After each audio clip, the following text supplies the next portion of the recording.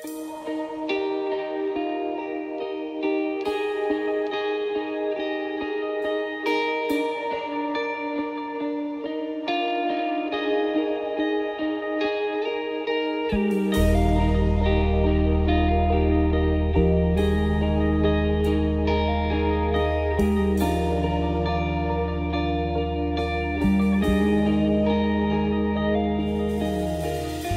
tema de hoje fala sobre o juízo de Deus.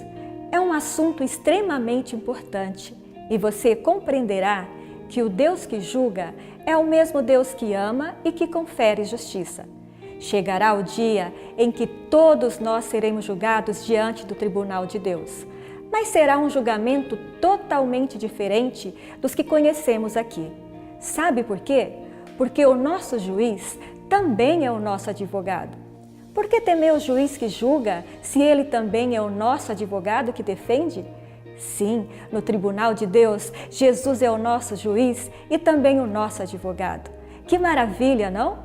Por isso que a Bíblia diz que nenhuma condenação há para os que estão em Cristo Jesus. Assista ao tema, tendo em mente que o juízo de Deus não é igual ao juízo humano. Tenha um bom estudo. Olá, amigo. Como você passou a semana? Espero que bem. Espero que os teus dias estejam tranquilos, que você esteja feliz, que você esteja contente ao conhecer as verdades da Palavra de Deus. Perceba que o conhecimento da Bíblia liberta e traz alegria e felicidade. Mas às vezes as pessoas, ao estudarem a Bíblia, elas se sentem um pouco oprimidas pela incapacidade, às vezes, de colocar em prática aquilo que estão estudando. Para isso, amigo, é muito importante que você ore a Deus, que você converse com o teu Criador. Explique para Ele das tuas frustrações, dos teus sonhos, do teu desejo de cumprir a sua palavra e às vezes você tenta e não consegue. Seja sincero, mostre a Deus o desejo que você tem no coração de cumprir a sua palavra. Com toda certeza, Deus, aquele Deus, o nosso Deus, que jamais desamparou qualquer pessoa, não irá te desamparar nessa hora tão importante da sua vida. Já estudamos muitas coisas e hoje você estudou um pouquinho a respeito do juízo de Deus. Há um verso da palavra de Deus, eu quero repartir com você, em Eclesiastes 12:14. Ele diz assim: porque Deus há de trazer a juízo toda a obra, inclusive tudo que está encoberto, quer seja bom, quer seja mal. Vocês percebem a seriedade do texto que acabamos de ler? O texto diz que Deus há de trazer a juízo toda a obra, inclusive o que está encoberto, quer seja bom, quer seja mal. Isso é muito importante termos em mente, porque de fato, eu e você, viveremos um momento onde teremos de comparecer ao tribunal do céu. E aí, querido, a questão é, o que de fato eu fiz na minha vida? Há um pensamento que eu conheço desde os 16 anos. Ele diz assim, que o caráter de um homem é medido por aquilo que ele faria mesmo se soubesse que nunca seria descoberto. O caráter de alguém é medido por aquilo que ele faria ou deixaria de fazer, mesmo que soubesse que nunca seria descoberto. Sabe, muitas pessoas vivem vidas duplas, vivem com pecados secretos, escondidos, alguns têm até 2 famílias. Querido, tudo que está encoberto será trazido à tona. Quando tudo for revelado, com que cara você ficará? Somos responsáveis pelas nossas ações e pelas nossas decisões. Cada pecado cometido voltará à minha face e à sua face. Você entende que o juízo de Deus, ele é um juízo de bênção. Ele é um juízo de cuidado. Não é um juízo para acusar, nem para prender, nem para matar. Pelo contrário, o juízo de Deus é o momento da justiça de Deus. Percebam que Deus trabalha com 2 tensões lindas, a justiça e a misericórdia.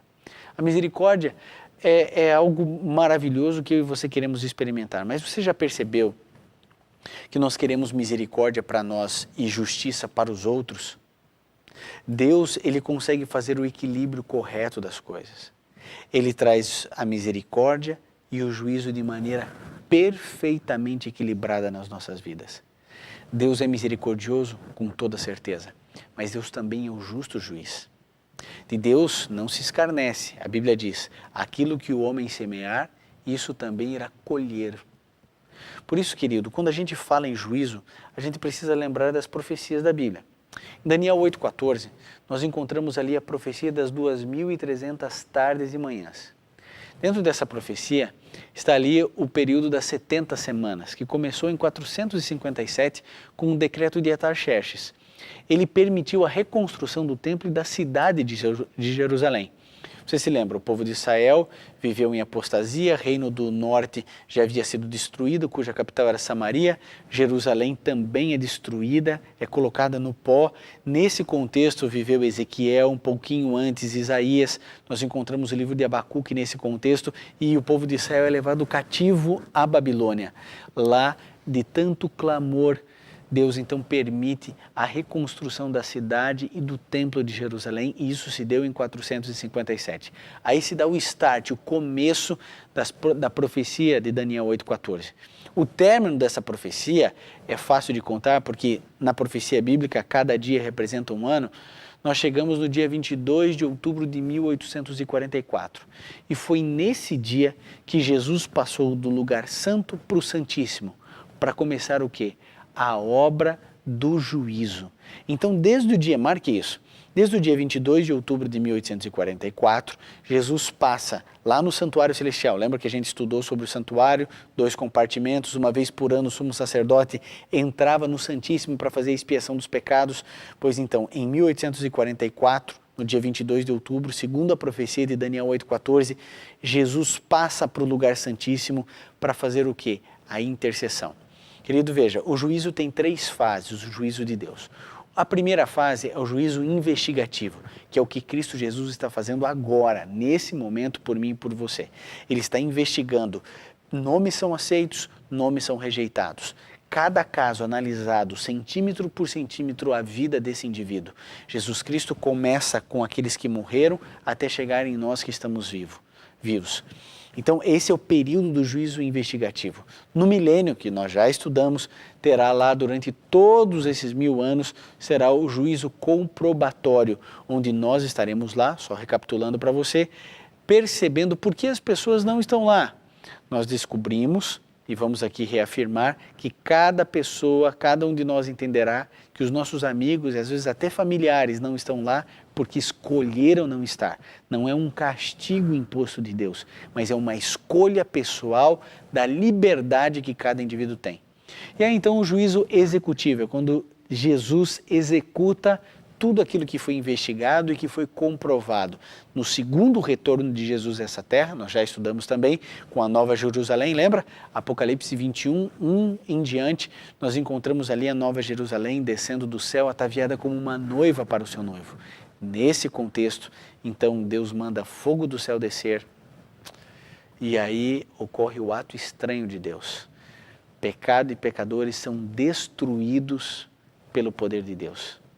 É o ato estranho de Deus, não será fácil para nenhum de nós. Faremos isso chorando, Deus estará chorando. Agora nós seremos julgados por qual lei? Pela lei da liberdade. Liberdade. Você é livre, amigo, para fazer o que você quiser da sua vida. Se você quiser matar, você pode. Se você quiser roubar, você pode. Se você quiser adulterar, você pode. Se você quiser se envolver com pornografia, você pode. Se você quiser mentir para a pessoa que está do seu lado agora, você pode. Mas lembre-se, você é responsável por aquilo que você faz. Tudo o que nós fazemos será trazido à tona no juízo de Deus. Isso não é feito para castigar ninguém. Isso é feito para trazer justiça. Agora, quando o indivíduo se arrepende, quando ele abandona o pecado e ele confessa, querido, Deus é o primeiro a abraçar e a perdoar os pecados. A Bíblia também fala que Jesus é o nosso advogado. Querido, se Deus é o juiz, se Jesus é o advogado, e Deus e Jesus nos ama, então, querido, por que temer? Não há nada a temer.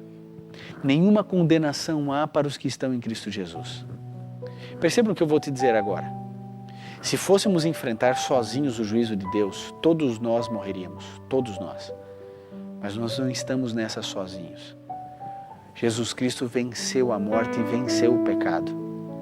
Ele vence por você e por mim. Quando Jesus estiver lá no tribunal dos céus, quando Deus estiver julgando tudo e Satanás estiver me acusando, Satanás colocará diante do universo, diante de Deus, todos os pecados que eu já cometi na vida. Mas Jesus ficará entre eu e o acusador. E nesse momento, Jesus olhará para Deus e dirá assim: Pai, Ele me aceitou. Eu quero que a minha justiça esteja sobre Ele.